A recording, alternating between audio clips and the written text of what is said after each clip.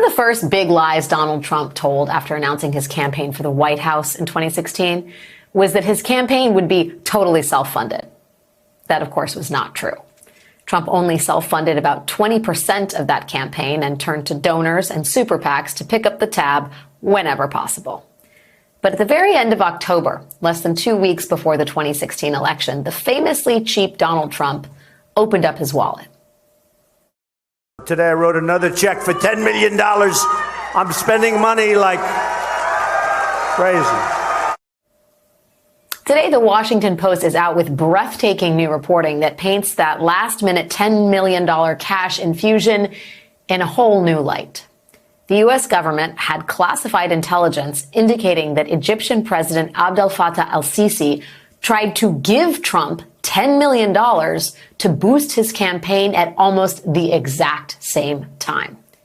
In September of 2016, candidate Trump, who was already calling for his infamous Muslim ban, met on the sidelines of the UN General Assembly for a closed-door meeting with the Egyptian president.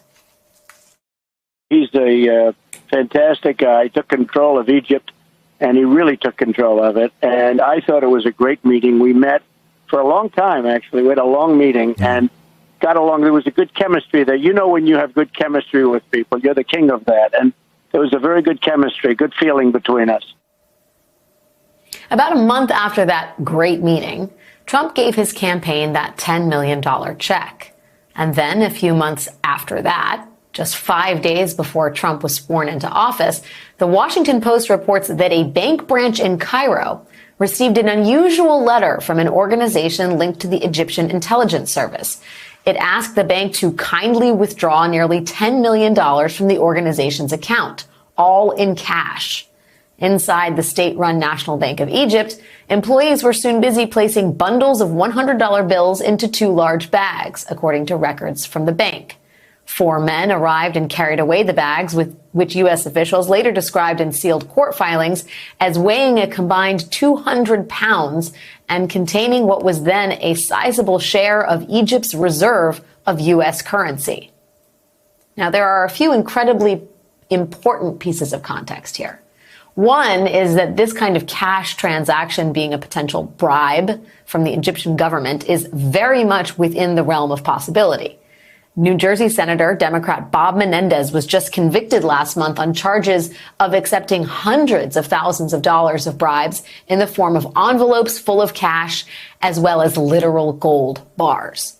Cash and gold bars that came from Egyptian intelligence agents from the same agency involved in this nearly $10 million cash withdrawal. The other key piece of context here is that Egyptian President al-Sisi is not, as Trump put it, a fantastic guy. He is an authoritarian despot who overthrew Egypt's government with military force in 2013 and has stayed in power through sham elections since then. But despite that fact, President al-Sisi was one of the first guests President Trump invited to the White House and one of the first foreign leaders Trump met with on his very first international trip. Throughout all of his presidency, Trump cozied up to al-Sisi, despite al-Sisi's brutal crackdowns on political opposition and his blatant consolidation of power and his disregard for human rights. At one point, Trump was even overheard calling President al-Sisi his favorite dictator. Clearly, there is more than one. So all of this, the classified U.S. intelligence that al-Sisi tried to give Trump $10 million, the $10 million cash withdrawal by Egyptian intelligence outside of Cairo, all of this is red hot. So why are we just learning about it now? Well, the other half of this incredible new piece from the Washington Post is about how federal prosecutors investigated all of this for years. And then, knowing everything I just laid out, Trump's Attorney General, Bill Barr, seems to have made that investigation just go away. Back in 2018, in the middle of the Mueller investigation into Russian interference in the 2016 presidential election, the D.C. federal courthouse was filled daily with reporters looking for clues, looking for leads. But on December 14th of that year, something happened that made it decidedly much more difficult for those reporters to do their jobs. That day, court officials mysteriously shut down an entire floor of the federal courthouse, restricting access to both the press and to the public. Now, reporters assumed at the time that all the cloak and dagger maneuverings were related to Russia. But 2 years later, we learned it was about a separate investigation looking into whether the Egyptian government could have backed the millions of dollars that Donald Trump donated to his own campaign in 2016. And today, in an exclusive and deeply reported investigation by the Washington Post, we are learning about how a $10 million cash withdrawal at a bank in Cairo 5 days before Donald Trump was inaugurated, how that intensified that inquiry, and about the effort inside Trump's DOJ to bring that investigation to a close. Joining me now is one of the journalists who broke that story, Carol Leonnig. She is, of course, a Pulitzer Prize winner and a veteran investigative reporter at the Washington Post. Carol, this story is not to be believed. Thank you for being here tonight. First, just, there are a lot of ins and outs, but as you understand it from your reporting, where do investigators, or where did they suspect this money may have come from, and where were they concerned it might have gone? Alex, first off, thanks for focusing on this story, which was incredibly difficult to report out, involved a lot of sensitivity, including where I'll start the story, which is classified intelligence. The CIA basically alerted the Department of Justice in the early part of 2017 that they had information from an informant and other corroborated sources of intelligence that investigators at the time described as jaw-dropping.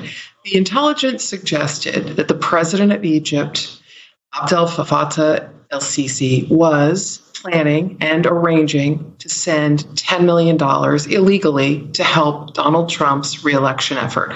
You may remember at that time that there was this concern in Donald Trump's campaign world that after the Access Hollywood revelations, donors were backing away from him. He didn't have any money left. It was running on fumes, and his aides were asking him to write a big check of his own money to the account, and he would not do it. Well, in September, he meets el-Sisi, and at the end of October, he writes this check.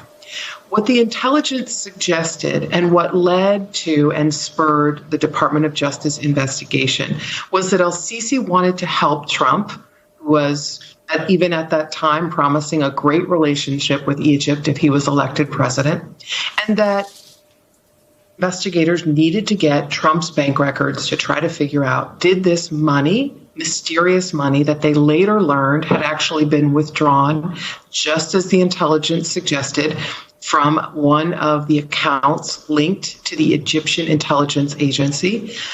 Did this money withdrawn and put in duffel bags weighing 200 pounds in $100 U.S. bills, a very large percentage of U.S. bills then in the Egyptian currency of all of Egypt? Did that money that got withdrawn 5 days before Donald Trump became president, did it land in Donald Trump's accounts? The forgotten part of my fellow citizens. It is strong. It's my duty to report the true problems of our nation. We vigorously developed this resource to be of great benefit. Where diverse nations are drawn together in common cause. I will be eternally grateful for your support.